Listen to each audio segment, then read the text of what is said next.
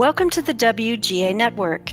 I'm your host, Abby Normal, and I thank you for joining us on today's Natural Health and Wellness Show. For today's topic, we're going to be delving into some of the history behind natural health and wellness and how it relates to society today. We are all living in a world today that is overrun with corrupt corporations, leaders, politicians, and agencies who have infected every aspect of our lives, including our healthcare system.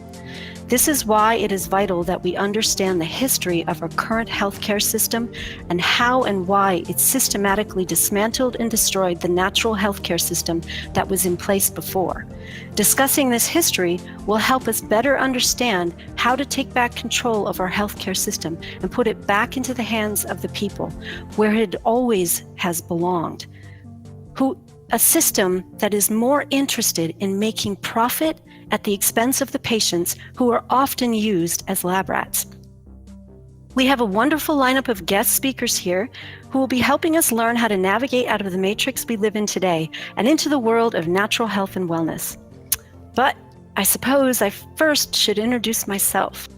So some of you may know me a little bit, some of my personal story from past shows and stuff, but for those of you who don't know me, I'm Abby Normal, and I'll share a little bit about my experiences and what brought me here. I have quite a rich history, I guess, of health problems, like many people out there, unfortunately, and I could probably go on forever about it, so I'll keep it as short as I can. But everything I've gone through up to this point has taught me so much about myself. So some of the experience that I've gone through, even though it's been hard, it's just been really important in shaping who I am. So the first time I had trouble was back in around 1994. I was in college, and I came in contact with the Epstein-Barr virus, and I developed my first symptoms of chronic fatigue syndrome. My limbs felt like they weighed 100 pounds. I had, it was like hard to get out of bed. Everything hurt. I had extreme problems with short-term memory loss, where I would repeat myself every 5 seconds, quite literally. And I developed a type of aphasia that made it hard for me to think of words and stuff. And I still have some of it now, but not too much trouble. I've got it a lot more under control, but I was never diagnosed with short-term memory issues or aphasia.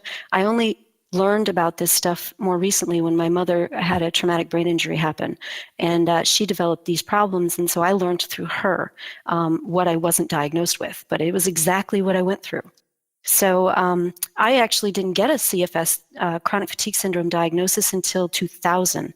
And then I had it so bad that I ended up getting disability after fighting a couple years for it in 2003. And disability, for those of you who have it, know that it's pretty difficult to get. It's not easy. And it's near impossible to get it with a chronic fatigue syndrome diagnosis. At least back then it was. That's how sick I was. So then I as time goes on, I just start developing optic neuritis in one eye. I developed MS. I was diagnosed in 2005 with that. And the symptoms I had problems with were vision loss in one eye almost completely for a while. I gained it back. And then I had problems with, I couldn't stand up from a sitting position. I didn't have any strength in my knees. And apparently muscle spasms were weakening those muscles so bad that I needed a walker. And I was only in my 30s at this time. So I have had these problems on and off throughout my life, but the last several years have been pretty good with symptoms other than extreme fatigue and pain. Pain is very disabling, and that's going to be a whole nother show that we're going to have, probably several shows, because it's such a rich topic. So, all of these things that I dealt with, I found that the one thing both of these illnesses put on me was fatigue and cognitive issues. It was like a double whammy right there. And for almost a decade, I had this. And it wasn't till, it really wasn't until recently, around 2012, that I started really looking into our food system. And all because of a few random Facebook posts that I saw about Monsanto. I wasn't much of a Facebook person, but that's like, I found that was the only thing I used Facebook for after a while, is once I learned what they were doing to our food system, because I didn't even care about politics. I wasn't involved in all this stuff in the past. I hated it. I didn't have the energy for it. But when I started realizing that they were poisoning our food, I went on this passionate tirade on Facebook and all around public, and I just made it my mission to scream from the rooftops that we're being poisoned on multiple levels. I started seeing all these connections in other areas, not just our food, but the chemicals that they have us clean our house with, and all this other stuff. And rabbit hole after rabbit hole, it was a nightmare. I felt like I literally woke up in the Matrix movie to that nightmare scenario. And I really, really wanted to go back to sleep.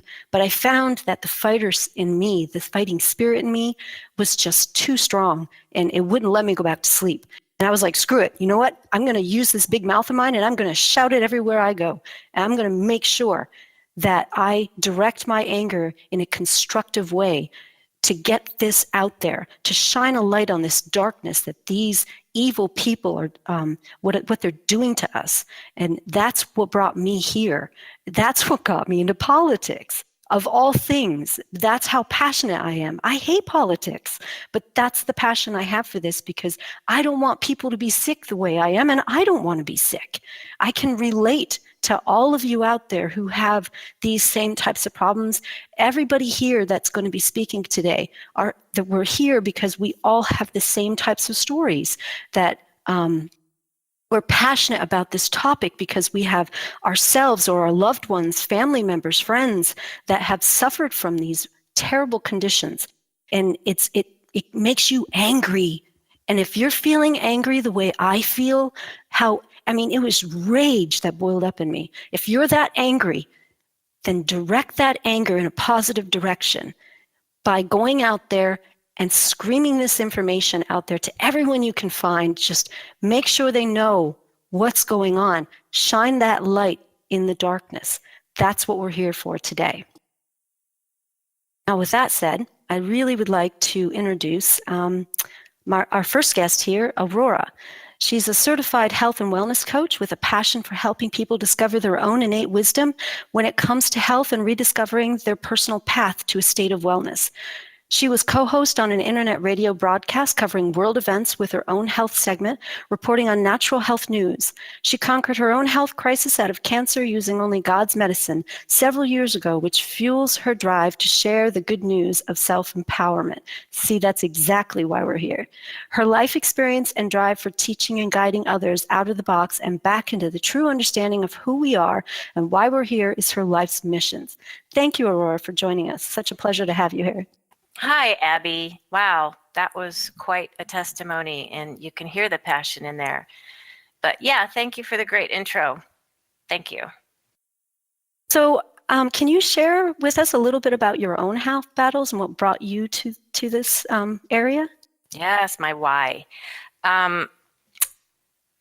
Gosh, I've always considered myself pretty healthy. Being a health coach, I learned a lot, studied a lot, researched, and I was on this show, and I spent every week researching natural health, natural protocols. We did stories on cancer and vaccines and just pretty much everything. And so I had a pretty good background and a lot of knowledge in my head. And being as healthy as I was, about a year into the show, I was diagnosed with breast cancer. So it was a bit of a shock, but I felt really prepared because I had so much knowledge, and I pretty much made up my mind what I was going to do about it because of what I knew. And so I was offered the conventional methods. Actually, I was extremely encouraged to have the mastectomy and the chemo and the radiation and the very narrow scope of what were offered. And I chose not to do that, to the consternation of my surgeon and oncologist, but they did follow along with me. And just to wrap it up, I hunkered down and I worked really hard, total commitment, and used natural protocols, lots of them, And within 6 months, there was no sign of it on any of my tests, my MRI, my blood work. I had come out the other side. And so I was a living testimony. Now, this isn't for everyone. I don't make any recommendations. I don't make suggestions. I just say this was my choice because of what I knew. And that's the thing. Knowledge is power. And I had a very successful um, endeavor with this. And I'm still 2 years later, still very healthy and rolling along. And that's what drives my passion, is to let people know there are choices. Let people know there's lots and lots of information out there. It's not just what has been programmed into us in terms of one avenue for healing. And so that's my mission. That's my why. That's my passion. Yeah, that's incredible. I mean, we all have our own ways of fighting too, and I think that's what brings us here, is that desire to share what we've learned from these experiences. Thank you, Aurora. So it sounds like you've got a little teaser planned for us, maybe for your. I do. Okay. I did a little bit of research because part of my frustration, like you were talking about, is what have we been told? What have we been taught? Why do we just walk blindly into this system where there's usually one option for disease? And where did that transformation take place? So I did a little bit of research on our background, our history, the Medical Association, the American Medical Association, and where that came about, when it came about, and why it came about. And it's a very interesting subject matter that could probably, it would be good for people to take what we offer here at the show and research it further. But that's where I want to go with this. That's exciting because it is so important that we understand our history so we know what we're fighting. Well, I cannot wait for that, Aurora. Exactly. Thank you. Next, we have Earth Garden. Earth Garden is dedicated to seeking truths in natural healing, which brought her out of a corporate profession into a practice as a certified herbalist and health coach. Her mission is to help others apply natural wellness to their own real-life experiences. While she's not a physician, she is a wellness practitioner. She leads herb walks and workshops, teaching people how to grow, gather, and make their own natural remedies. I love that stuff. While this work relies on intuitive abilities to the practitioner, at the heart of her work is a natural approach to utilizing a radionics analysis of a hair sample to measure anatomical frequencies that can identify imbalances in the physical and energy fields. And man, that's a mouthful to say, but it's very important stuff. So Earth Garden, I understand you have, do you have a personal story you might like to share with us? I do. Thank you, Abby. It is such a blessing to be able to share from my own personal experience information that, I have a lifetime of gleaning helpful remedies, helpful relief. But first of all, going back to my history, I was born with a very rare skin condition. It's called epidermolysis bullosa. And decades ago, as a newborn baby, my mother could not find one doctor that even knew what it was. So my family's focus was solely on finding foods that might give me relief. Any kind of remedy that they found hopeful, they would try on me. And so as I grew into an adult, I did find the condition subsided through adolescence, but as a young mother, 3 of my 4 children were born with the same condition. So once again, I was immersed in finding remedies for relief. And this always brought me back to natural herbs, other natural forms of remedies. And then I decided to homeschool my children as well. And in that time period, there was 5 years that I was introduced to herbal medicine from a friend and learned how to actually make the remedies.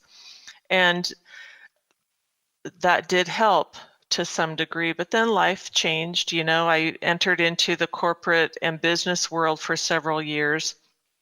but that was not sustainable. I kept finding that I was called back into a more natural way of living. So in 2010, I left that world and I returned and dedicated my work to nutrition and herbology.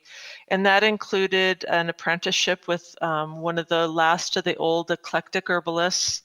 And that is also where I was introduced and trained with the Radionics methods that we'll talk in a little bit. But I just want to emphasize to anyone listening to this show today, if you have any little inkling inside of ourselves that says something's wrong, trust that and keep digging for the information. That's what we're going to share today, is little nuggets that will help those of us and those out there listening finding the truth, because we are our own healers. Self-empowerment equals personal liberty, and that's why I'm here.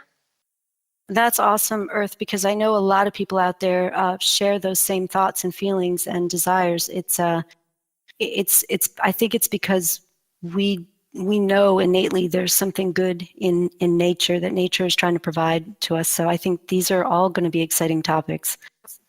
So can you give us a little teaser about what research you're planning on presenting here today? Because this radionics, I'm telling you, I am super excited to hear about. I love this stuff because I'm blue-pilled to this. This is brand new for me. Well, the Dr. Albert Abrams, he developed, he was actually a highly esteemed medical doctor, and I'll get into that in a little while, but radionics is a method of finding imbalances in the body that was so effective in the early 1900s that people were finding healing from it, and it even crossed over into agriculture, and it was so effective that unfortunately the powers that be at the time squelched this important research.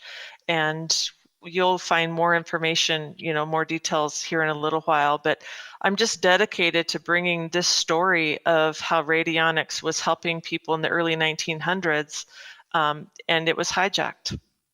And that's the reality of it. One of the many stories of our health being hijacked. Yeah, we're starting to see these patterns. I know a lot of people are seeing these patterns. So this is all good stuff. This is why we need to know our history. Thank you for that, Earth. Wildman is our next guest, and he is an electrical systems designer and developer by trade. He's an autodidact, which means he is self-taught, and I guess I would fall into that category too. He is a patent as an inventor of a type of airport walk-through metal detector. Wow. He's been researching health and advanced nutrition for over 40 years, since he first realized that we lived our lives in symbiotic harmony with both our external environment and our own internal biological terrain. Welcome to the show, Wildman. Thank you, Abby. It's my pleasure to be here. So now I understand you have your own battle with chronic fatigue syndrome that began around the same time mine did. Yeah, late in the 90s, around the same period of time, which in and of itself is an interesting thing. I came down with chronic fatigue syndrome. Many of the symptoms you had, not quite to the degree, but transient ischemic attacks or brain farts, like mini brain seizures, where they call it an absent seizure, and you realize, oh, I'm here now doing this, and you weren't a moment ago. Or I'd be speaking and then just stop. We sometimes see celebrities on television who have just frozen right in the middle of talking, and then a few seconds later they come back. I was having the nominative aphasia, deficiency of nouns. What's the name of that thing? Yeah. No, you hit nails with it. Hammer, that's it. Yeah. It was literally that bad. You begin to forget who you are and where you are, what you're doing. Yeah, I remember that too, Wildman. That was part of the aphasia I dealt with, where I couldn't think of, so I wanted to say the black cat crossed the roads. I couldn't think of black cat and road. And then I couldn't think of the descriptive words to describe those words. So it was like a face palm moment, But yeah, well, thank you for sharing that story, Wildman. Appreciate it. So from what I understand, Wildman, you're going to be getting started. You're going to start today's discussion with a very frustrating and emotional topic for many of us, the suppression of the truth in the health industry that's been going on for decades. Yeah, it goes even deeper to that. It's enculturated thing in Western society. We've been given a birthright by our Creator of self-evident truth, things that we know that are true when we see them. And then we go to prove them and we find out they're true, and then people tell us, oh no, that's not real, and you begin to doubt yourself. But truth's been categorized and controlled and sold back to us. People pay tens of thousands of dollars to go to college to get a degree, and oftentimes what they learn is already obsolete. It's in a new field that's just breaking forth, and it, stuff 5 years ago, that's not true anymore. And no, I just learned it today in college.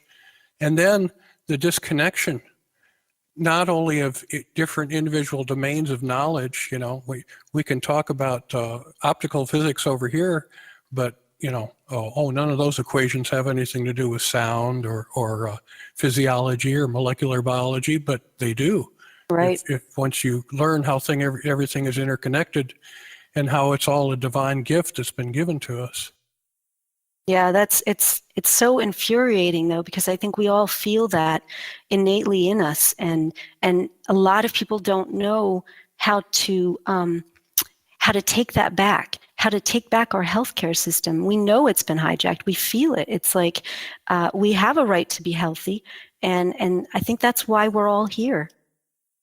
That's incredible. I'm so thankful to have met you all and for the opportunity to be able to participate in this today, because we've all learned things and we all get, separated off into our own little world and beat up by the world and feel alone and don't know how to share. And it's been a real blessing being able to meet people who want to be able to take what they've been given and turn it around for good, to not just remain angry and stuck, but to take that very thing that was meant for their destruction and turn it around for good.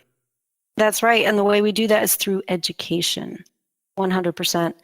And our next, we have another researcher here, Aurora. She's got some amazing information on how the AMA hijacked our health and wellness system.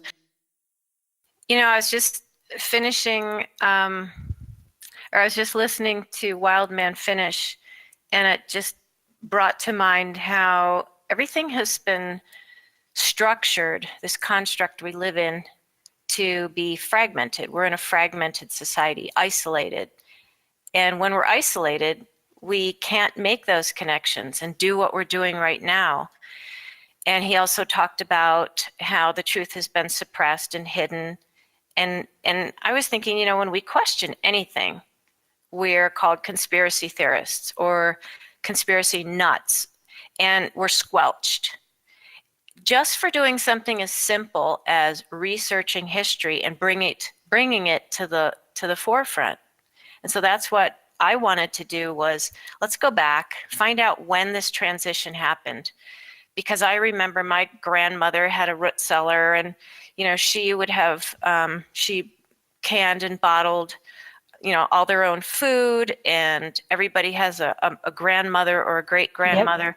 They used herbs. Look at the Native Americans. How in the world did people survive for thousands and thousands of years without the American Medical Association? Right. I mean, seriously. And where did this transition happen from using the herbs and the plants, and it's in, I believe, Genesis. I've given you every green plant and every herb. We work symbiotically with nature. And when did that stop? When did the transition happen? So I did a little research, and I'm just going to read from a couple of articles that I found about the true history of the American Medical Association.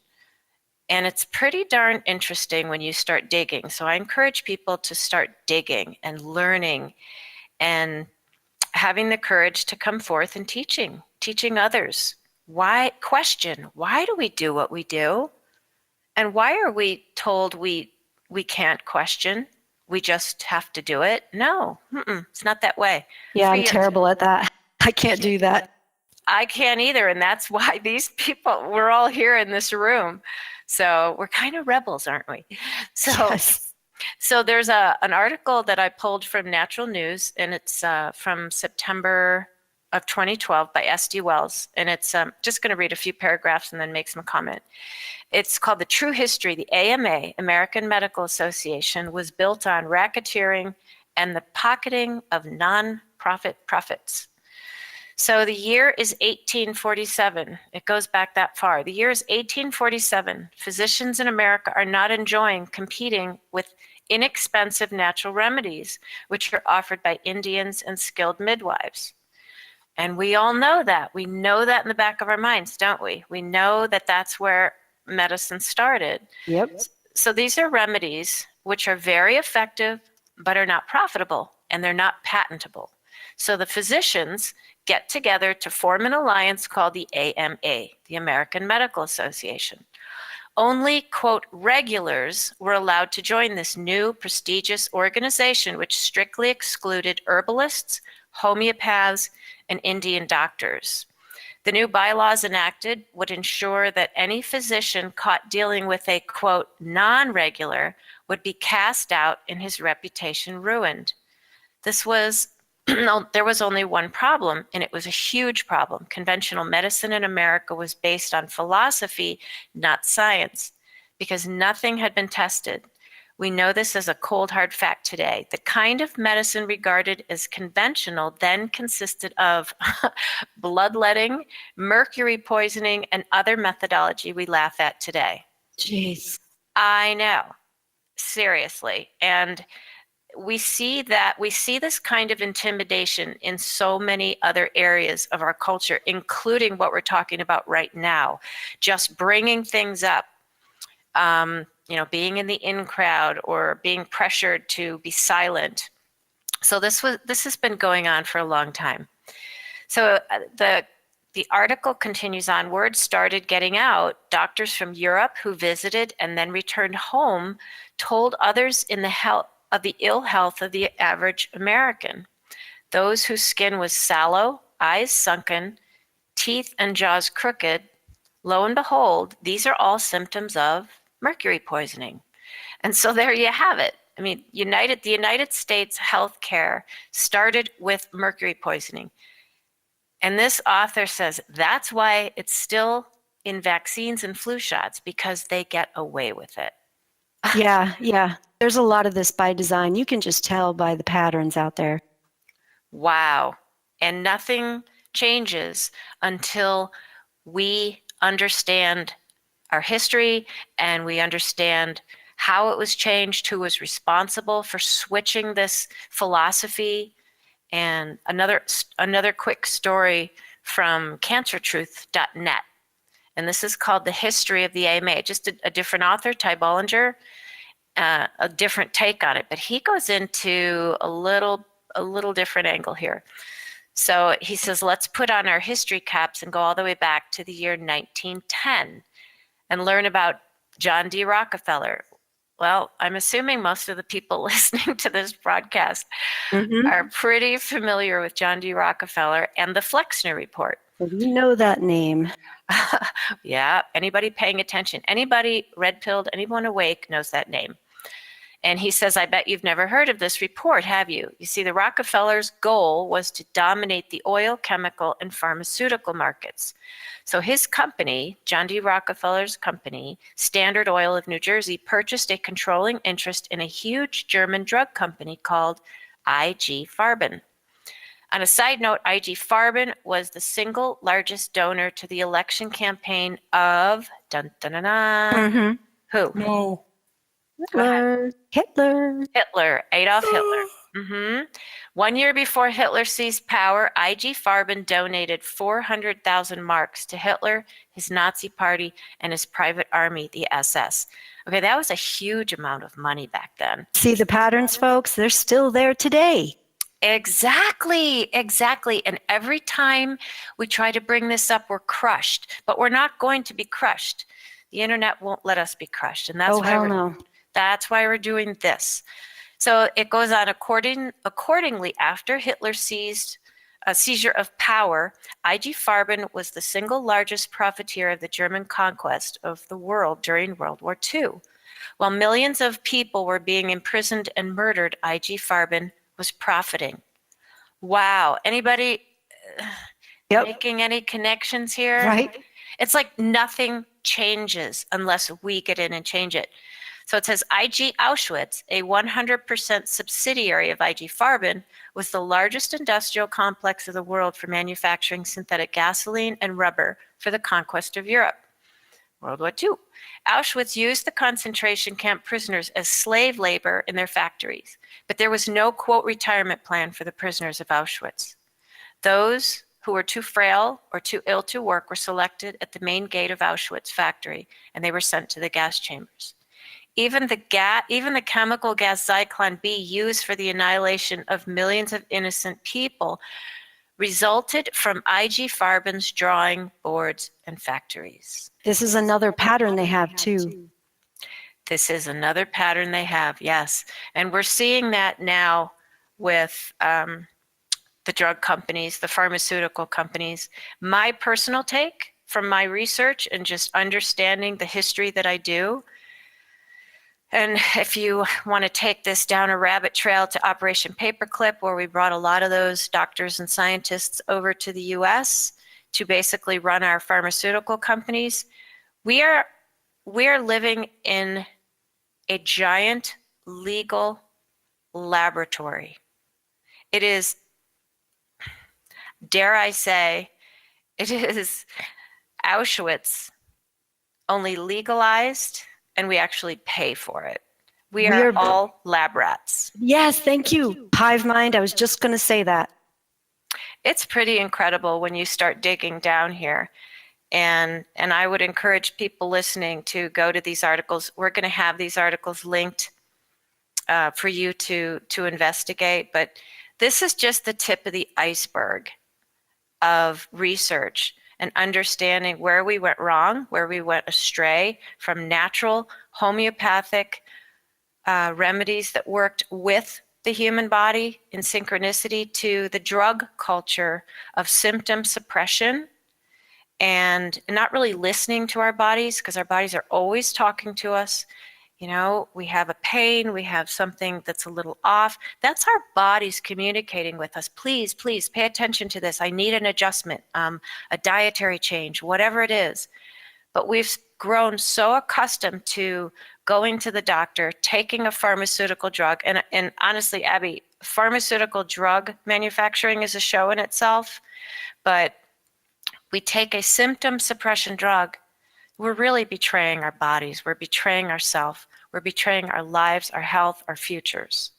So that's where I'm at. And I know that Earth Garden is, in a way, is going to take sort of where I left off and then take it even farther than that. So I'm excited to hear everything else that's coming. What we're starting to see, folks, now is this pattern. And we've only had 2 speakers share their some of their research. You're already seeing a pattern in what's going on today, and I think Earth Garden is going to present a whole nother level of this pattern with her research on the Flexner report. You know, Abby, picking up where Aurora shared, we see a real sharp change in the history of medicine. Prior to 1907 and 1910, medicine was primarily done through natural methods. And the 19th and early 20th century, herbalists of North America had evolved the treatment of the whole person rather than only specific diseases. And what that gets into is a new word to many of us. It's called allopathy. And that is the orthodox medical method of treating disease, inducing opposing conditions to a disease.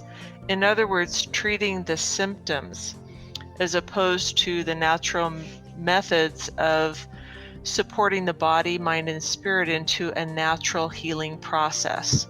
So the holistic way of healing through the body, mind, and spirit had been the mainstream means of medicine prior to the 1910. Earth Garden. Yeah, I think Yeah. I'm sorry. I'm going to introduce you right, interject right there because this reminds me of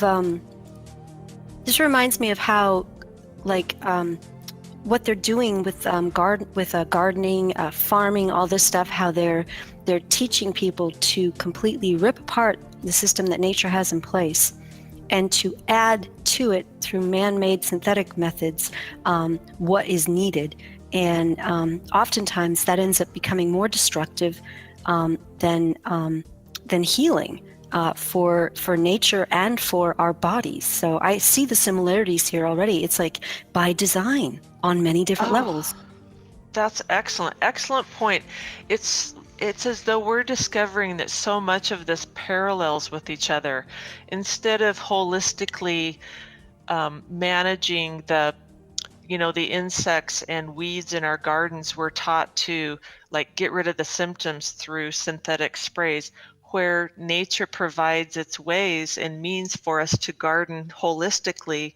That's a whole nother show, and Yep. it's exciting as we learn that we can relearn that which has been squelched. Exactly. So going back to the 19th and early 20th century herbalists, but before I go any further, I do need to give credit where credit is due, and I am reading from a book titled Planetary Herbology, written by Dr. Michael Tierra.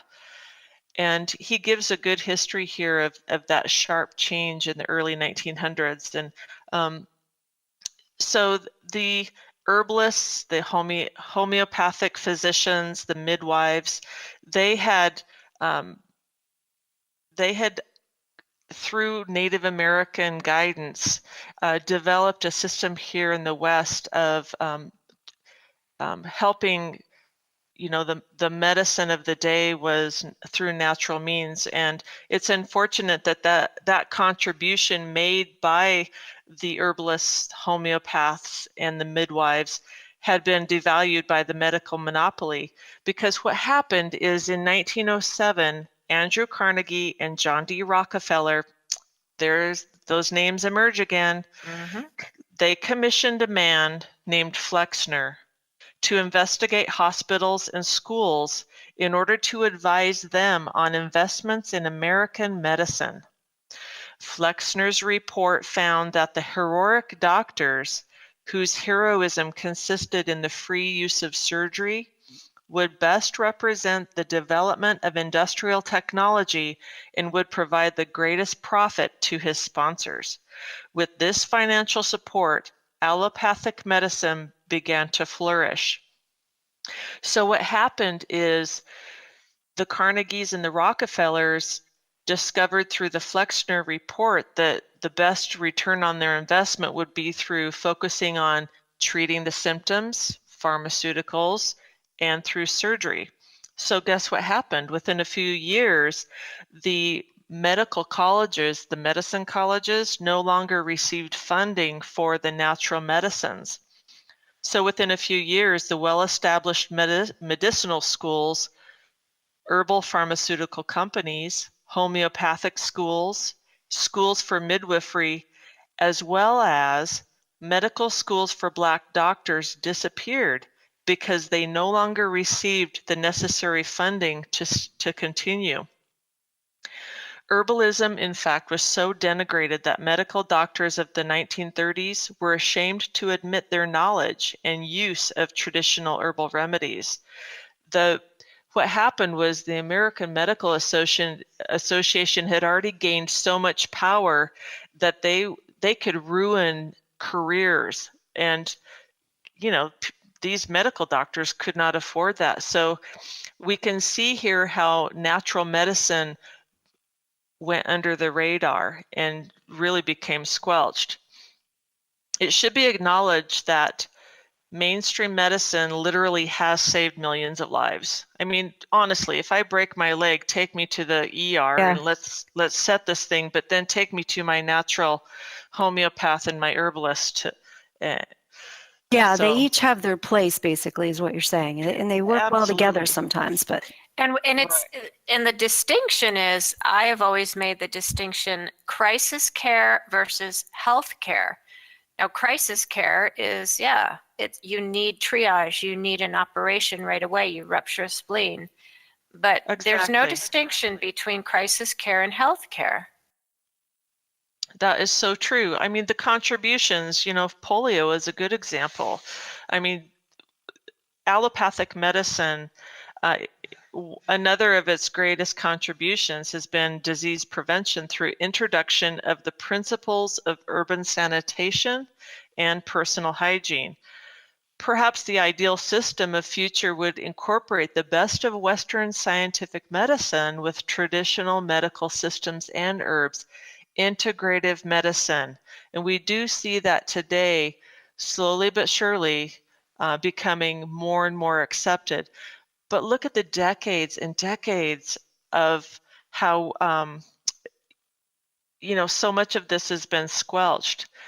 And here we look at the United States versus the rest of the world, and that is 3/4 of the world's population still rely on the use of medicinal herbs for their primary health care. The recent popularity of alternative medicine and of health food stores, it's an encouraging sign. Yeah, exactly. And I know this topic personally enrages me. I mean, I get so angry at hearing all of this stuff that's been hidden from us now, but then to kind of revisit the history. I mean, honestly, to be 100% honest, I was thinking when we go into the history of all this stuff, I thought, well, how interesting are we going to be able to make that? Man, was I wrong, because I did not realize the stuff that they were hiding all the way back then. Blows my mind. Okay, here's some questions for you. As the holistic natural medicines are resurfacing and becoming more accepted, why is it still so expensive, and why is it not accepted by our insurance? And I'm getting riled up here. Why is organic food so expensive? Oh, that is a topic in itself, I am telling you. It sure is. Why? Think about this: when you go into a store and you have a choice of organic, or you have a choice of what they call conventional. Why is organic food considered more expensive and in a different section and sort of a luxury, when food that's been sprayed and genetically modified, they call that conventional? Hello? That makes absolutely no sense. Organic food, which is natural food used with organic farming practices, that should be what we consider conventional. Yeah, if we're closer to the farmer and we have less middlemen in the chain, it should be a similar cost or even less by just the sheer economies of scale. I've seen that happen only once or twice out of every other 3,000 transactions. It's been like double the price. And it's how they've played with the words. It's how they've programmed us with the words. So they've made it more expensive to get food without pesticides and genetically modified. You're making the connection there? Yeah, exactly. It is one of the things that also makes me angry, and it's also why I go out there and I try to encourage people, don't necessarily buy organic. Go make your own stuff. Go buy from local organic farms. Like get around those big companies that put out this organic stuff, which a lot of times isn't really organic. It's stuff that they're like, the big companies can get away with shortcuts. They pay off people behind the scenes. And, I might not have the sauce on this right now, but you can go do your research on that stuff, seriously, and you will find rabbit hole after rabbit hole on these topics. It's so frustrating. Yeah, or just take a drive in the country and see if any of your neighbors are selling eggs, if their chickens are running free in the yard. Yeah, well, that's what I do.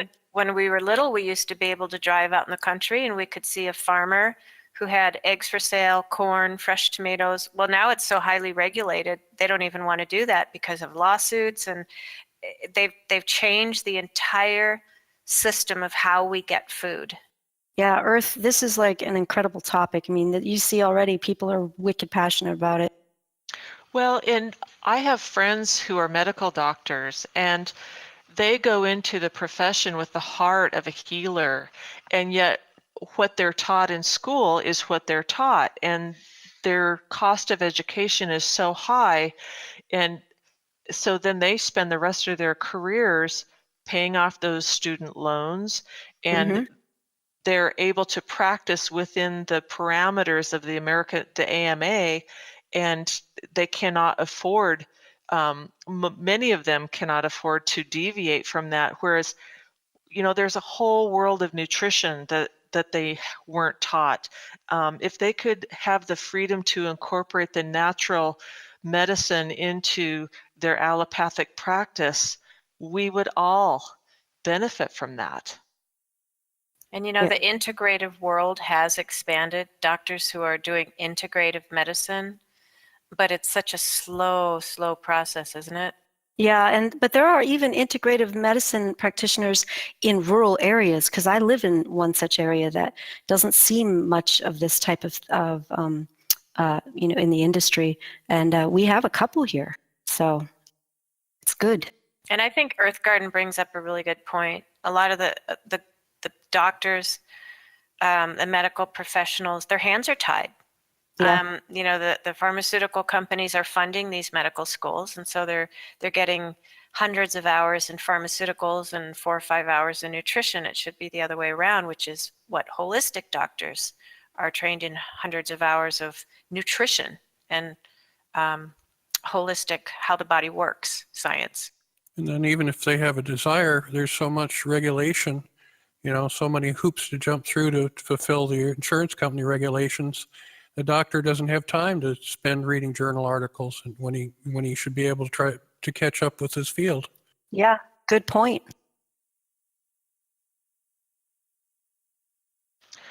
Well, I do look forward to sharing the example of this one doctor that we'll go into. Before I do, though, Abby, did you have anything else you wanted to share before we jump into Dr. Albert Abrams' story? No, all I know is, the stuff that you presented for the Flexner report and the stuff that Aurora's already said, and Wild Man's Birthright intro. I mean, just seeing those patterns and connections already blew my mind, and I'm sure many of the viewers are feeling the same. And I know there's so much more to come. I mean, let's hear what you have to say about Dr. Albert Abrams. This is incredible. This one blew my mind even more.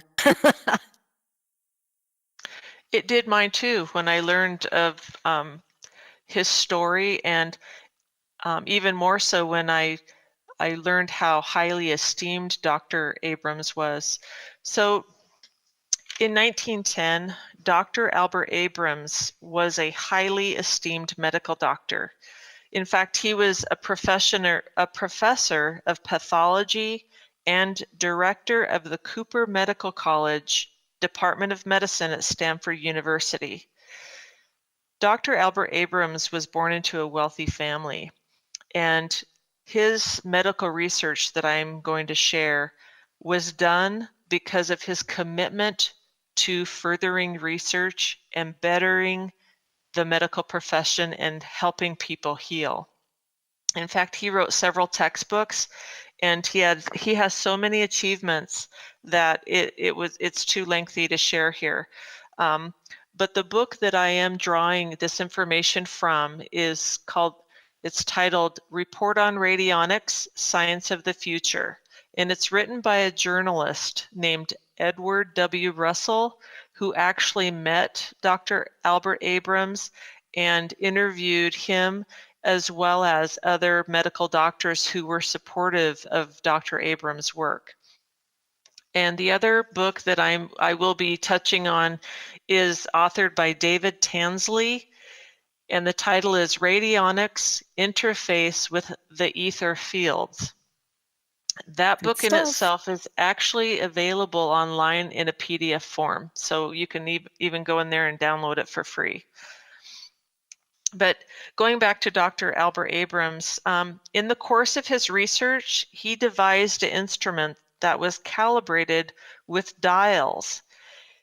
Each of those dials were calibrated with frequencies that enabled him to measure disease reactions in his patients, as well as the intensities in his patients. From this work, we now know that work to be radionics. That's what we call it today. Dr. Abrams' pioneering work attracted much criticism from his fellow practitioners, and they sought to discredit him in every possible way. And the reason why this happened was because he was getting results. He was getting results from using a machine with dialed frequencies that would broadcast a higher balanced frequency into his patient, so that patient wouldn't need pharmaceuticals. And in fact, he had other medical doctors who were learning from him. So this practice and research was continuing to spread and gained notoriety. It even went into agriculture. There were local farmers who would send Dr. Abrams photographs of a particular field. So for this research, just as an example, they would take a photo of a 40-acre field, and Dr. Abrams would put that photograph on his invented machine. He would set the dials to specific frequencies that would broadcast through that photograph and into that field. Now, we're just in our current day and age beginning to understand how that could happen. But back during the early 1900s, when he was doing this work, it was a miracle, because what was happening is those farmers were able to have higher yields in their crops without using pesticides and herbicides. So imagine how quickly the word spread through the agriculture community, because those farmers no longer needed to buy the chemicals to put on their fields. And the enemies that they would have made with that, because I mean, this is the part that blew my mind, Earth, was when you shared this before. I was immediately thinking, as a gardener myself, I do organic gardening. I thought, wow, all of the companies that exist today would not be in business. That you talk about making some major enemies there. Yeah, I can see why this was a problem. Oh yeah, this new research and the positive benefits that it was bringing to, every aspect of health was costing, the big agra, their pesticides and pharmaceutical industries. It was costing them. They didn't want the competition. So unfortunately, what happened was the powers that be came in and they squelched Dr. Abrams' work. They created a sting operation, and they used deceptive words and practices that he was not able to counteract, and it did destroy his career as well, because the AMA and the big agra had so much lobbying power even at that time. This is like back in the 1910s, 1920s. They had so much power during that time, they were able to squelch his credibility. Even so, having had that done, he still continued to treat patients for free and further his research. When he died, he did will all of his fortune to a school in the hopes that his research would continue. Unfortunately, that was also, deceptive practices continued. So that is one reason why we haven't heard much about radionics through these last decades. So Earth, he was. I'm sorry to interrupt. This is amazing information. And I'm sure anyone listening to this is their wheels are beginning to turn. And we've talked all through this show about the patterns and how frustrating this is. And there's so much science, so much beauty, so much nature, so much technology that is beneficial to mankind, and it's been kept from us. Yep, it sure has. You know, one example of how frequencies decades after Dr. Abrams' research, one way that we can relate to how frequencies work is the transistor radio. So that is the type of frequency research that he had discovered back in 1910, but he was using it to help cure and heal diseases. He was actually receiving those type of results. So on that note, though, Earth, I know that that there's been a whole bunch in the patriot community that have been involved heavily in research on the MK Ultra programs, and one of the things we kind of discovered recently is they kind of modernized this program, and they're now incorporating technology that out there that emits frequencies that actually hurt us and harm us. And then you're starting to hear about the 5G that's coming out. That's part of it. So, you know, everybody's all concerned about this stuff for a reason. And they have known for decades that this stuff works and harms our health in a very bad way. So Yes. this blew my mind. And again, it gets back to the fragmented society. If we're not communicating with one another and sharing this, they have all the web, they have all the ties they've made, but the powers that be really keep us from making these connections. And Earth was talking about, everything on this planet has a frequency, and that's what sustains it. We are electrical beings. And I was looking up some information here, and like the human body, we have a megahertz. And that a healthy human body, I don't know if you studied this, I'm sure you did, Earth. The human body has a healthy megahertz of 62 to 78. And then when you start getting like cold and flu, it drops to 57 to 60. Disease starts at 58, candida overgrowth, your megahertz drops to 55, Epstein-Barr, 52, cancer 42, and death begins at 25. So all this science, this beautiful natural science, it's right here, folks. You can research it. That came from a site called Conscious Life News, and you can find all this information in there. You hit on a good point. The basic radionic theory and practice is the concept that man and all life forms share a common ground. We are all submerged in this electromagnetic energy field of the earth. We are all part of this creation, and each life form has its own electromagnetic field, including the organs. All is energy. Diseases and remedies have their own particular frequency or vibration. These factors can express numerical values and are known in radionics as rates. So how, the listener may be wondering, well, how does this work? Well,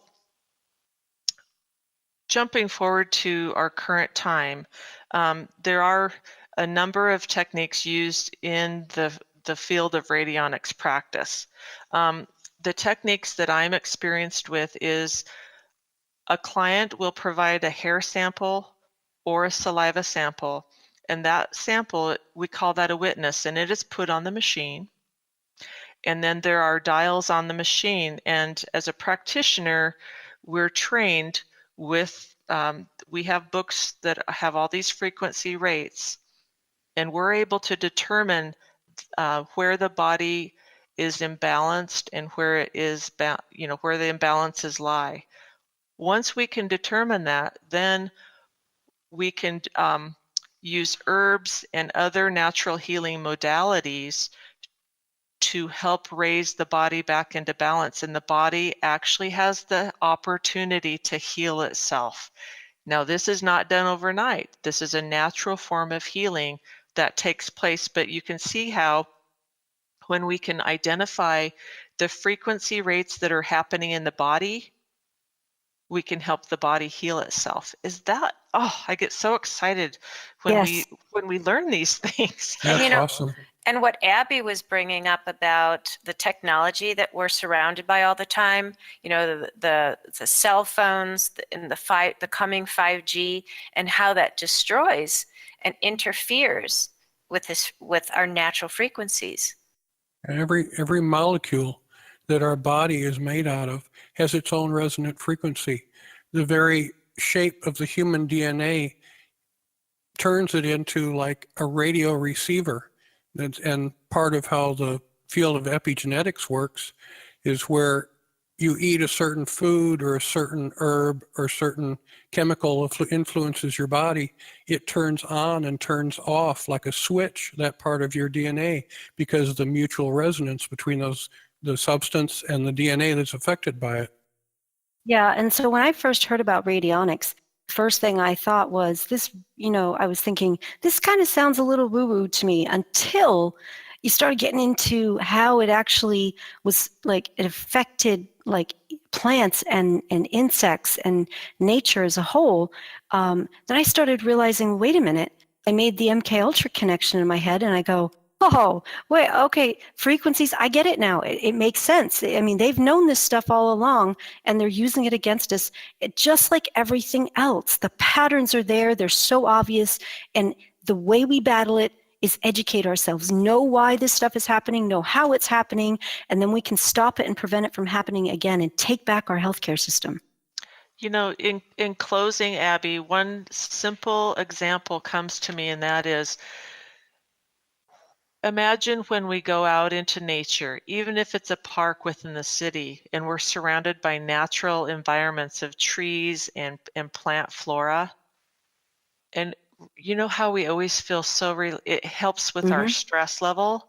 Yeah. That's because our body frequency resonates with the frequencies of the flora within that environment and helps bring our body back into balance. That is such a simple picture of how this works. You just blew my mind with that one too. Yeah, that's incredible, because I'm always out in the garden. I'm telling you guys, in another couple months here in the North Country, I'm going to be out there all the time, and I'm going to be coming back in like, hey everyone, I was just out in the sun all day in nature, and now I know why I feel so good. That just explains it all. You crystallized it once again, Earth. That was great. And yeah, I have to say, my dog, if you watch animals, my dog, if she has an opportunity, she will go out in the grass and in the soil, and she'll dig a half-inch down and just lay and roll in the soil because of the electromagnetic energy.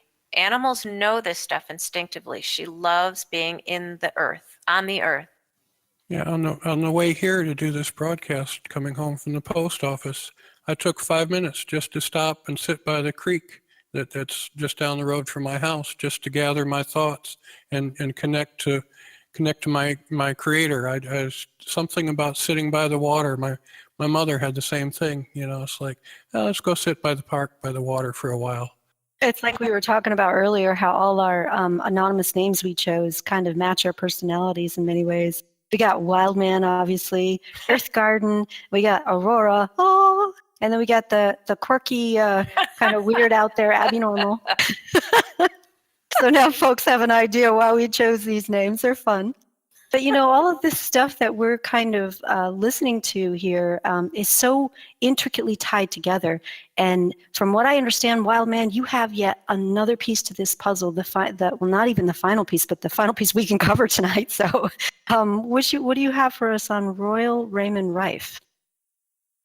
Well, my goodness, yeah, we've been talking about frequencies and resonances, and Royal Raymond Rife was a researcher in the 1950s and 1920s that was trying to classify pathogenic organisms. And the microscopes that he had weren't just cutting it. And he'd done an extensive internship with Zeiss Optical, famous still to this day.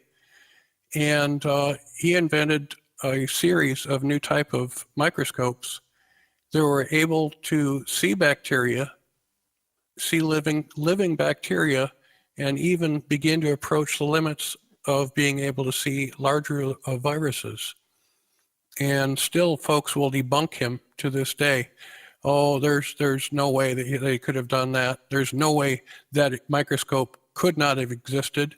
But if you do the research, like Abby's been saying, if you do your research, you'll see that modern advancements in optical physics have even advanced using and building upon Raymond Rife's work.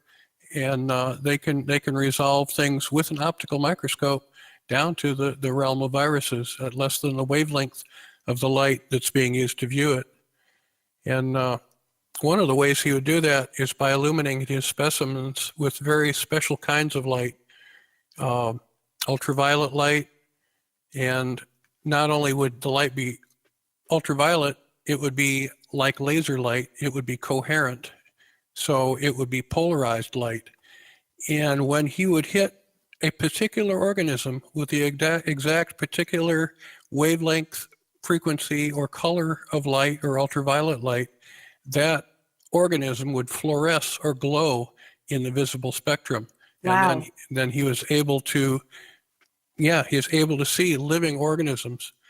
And then once he was able to do that, he had another idea, which he took beyond the Rife microscope and invented what some people call the Rife ray technology, where using other frequencies in the radio wavelength, he would be able to watch an organism, and when he would hit the exact right frequency, would be able to kill a pathogenic organism, even those organisms of some kinds that cause some kinds of cancers. Okay, so yet again, another frequency, area of research that is showing that it can be used to help or harm us.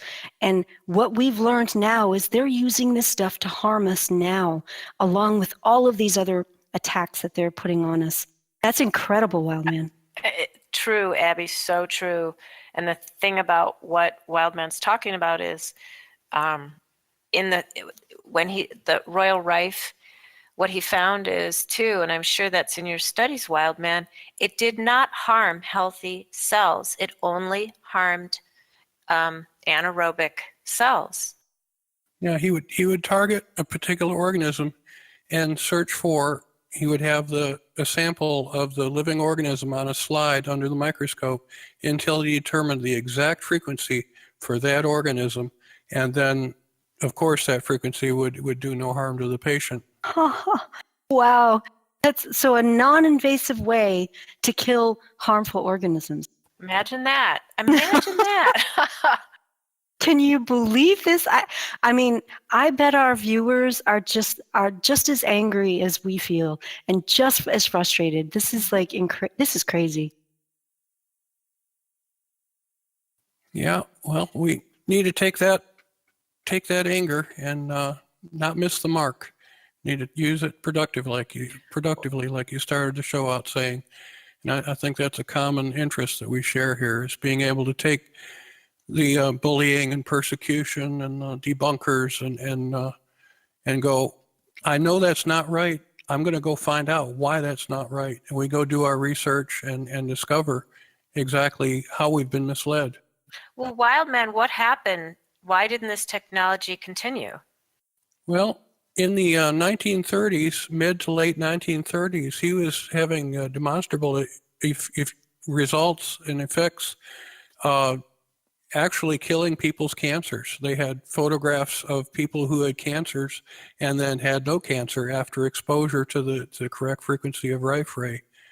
And the American Medical Association, led by Morris Fishbane, wanted to rein everybody in and get them all under the umbrella of the American Medical Association. And they tried to absorb and subsume, take over his technology, and he would have none of it. Consequently, by 1942, he was not able to achieve any more publicity, and the poor man ended up, nearly penniless and broke when he finally passed away a couple decades later. What happened to the technology? Do you know? Well, it's been continued. An engineer who worked together with Royal Rife, John Crane, carried on his technology into the 1990s and was still producing both the microscopes and the Rife Ray devices, so that not only could you just say, oh, this frequency kills that, you could look on the screen and you could watch it happen in real time. And as a matter of fact, I have a video, hopefully we'll be able to include in this presentation later, that actually shows the occurrence with a Bacillus typhus, a typhoid bacteria, on the screen, then hitting the right frequency and watching the organism disintegrate before your very eyes. That's amazing. Yeah. That's just amazing. And this information is all on the internet. I mean, anyone can look this up and research it, correct? Yes, more and more. I'd researched it back in the 1990s and early 2000s when I was fighting the chronic fatigue as a possible answer. I found some help, but that wasn't my eventual answer for what I was able to afford and the time I had to research at the time. But even now, just going back and looking, there's even more and more of the videos that are being shared openly. Even Royal Raymond Rife in his own words in an interview, pictures of him in his lab, pictures of the actual lab results and process and instruments that he used.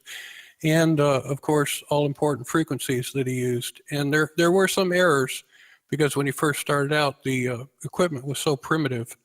And then there's a newer kind of stuff that people are calling Rife technology that is kind of an offshoot where you're using audio frequencies either directly applied or in an instrument that I've built myself for my own use, using audio frequencies applied to radio frequencies.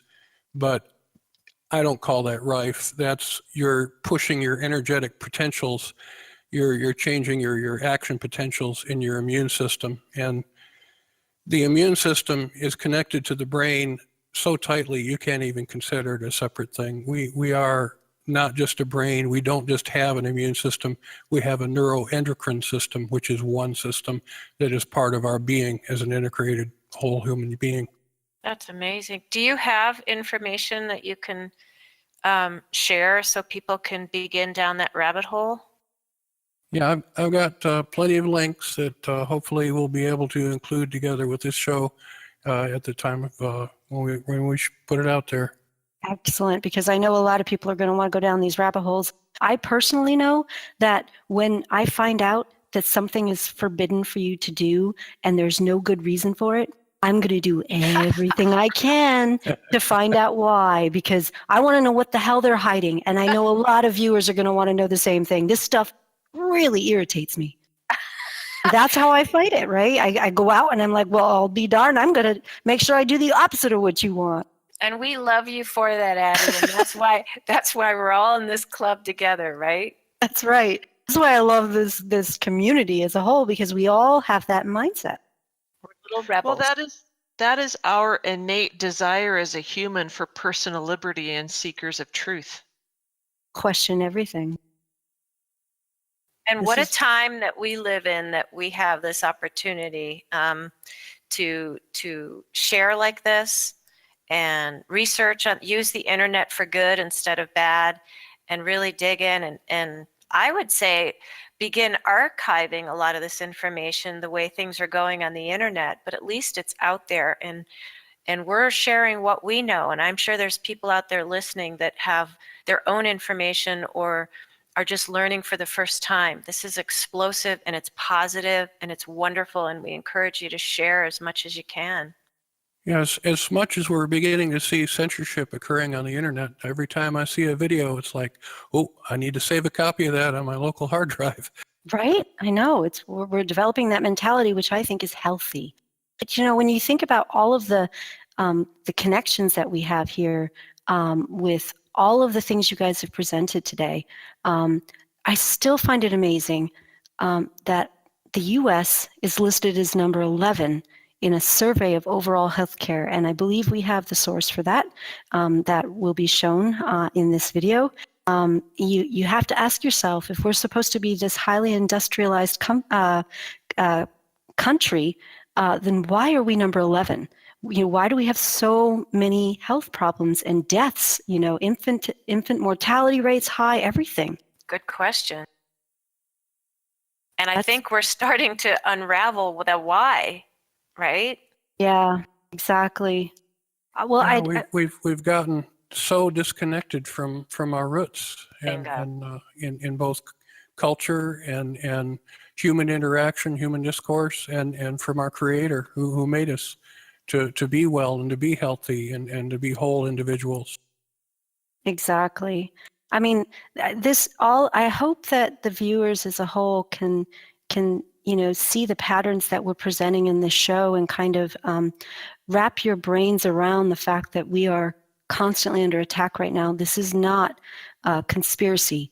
I mean, it's fact. You can go out and find the sources yourself, and we all feel it innately. We know that we're constantly battling things, and I think the best way that we can battle that and not get so frustrated is to go out and educate ourselves, educate others. That is how you counter this stuff, because they cannot pull the wool over our eyes if we know what they're doing. Exactly. And I was just thinking, Wildman, that was Earth Garden, Wildman, those were such fantastic reports. It all wrapped together. It all wove together really beautifully. And I was just thinking, Wildman, do you have anything else that you wanted to add to wrap this up? Yes.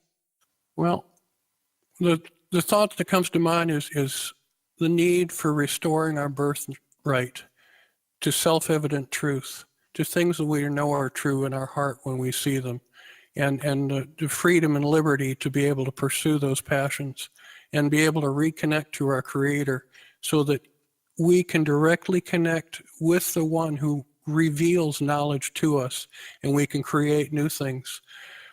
And resistance is to be expected. I mean, that just comes with first they resist the new idea, and then finally it's accepted. Oh, everybody knows that. But as my daddy told me when I was an 8-year-old boy, son, they don't want any new ideas. It upsets their apple cart. And I've come to learn how true those words were and how right my father was. Well, we are not that generation, are we? No, we're not. And when you were saying resistance, because I'm a geek at heart, the first thing that pops into my head was, in the spirit of Star Trek and the Borg, resistance is not futile. Resistance Education. is fertile, yes. Yes, it's fertile. Even better, Wildman. Thank you for that. I didn't think of that one. It was on the wall at the local diner. That is awesome. That's a great way. That's a great ending thought there, let me tell you. Use that. Go ahead. I'm sorry. I was going to say, use that mentality, folks, to kind of help you give you that desire to fight back, because that's the only thing we can do with this anger, right, guys? And I so agree with Wildman. Everybody remember that good health, is our personal birthright. It doesn't belong to anyone else. It doesn't belong to an institution. It's us. It's our birthright. That's excellent. Earth, do you have anything that you'd like to say to, kind of wrap up your thoughts on this?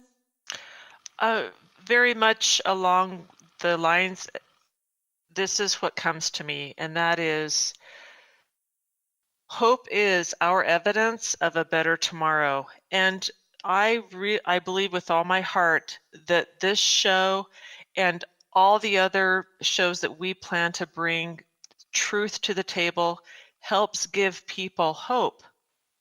And then they can take off and they can do their own research. And yeah, hope is the evidence of a better tomorrow. I think that's a perfect ending to the show, folks. I really thank you, all you researchers, for all the work you've done, for presenting this information to to us here and to the viewers, because the community needs this stuff. We really need to fight back through education. It is the only direction I think we have to go, and it is so powerful. They don't want us to know. That's why they do everything they can to hide the truth from us. Just take that lesson, folks, and go out there and shout this to everybody you can find about what's going on out there. And I believe we will be able to take back our health system. as a community, as a country, as a world population, because this affects us on a worldwide scale. And with that, thank you for joining the show. And we hope that you join us again next time soon. Good night. Good night.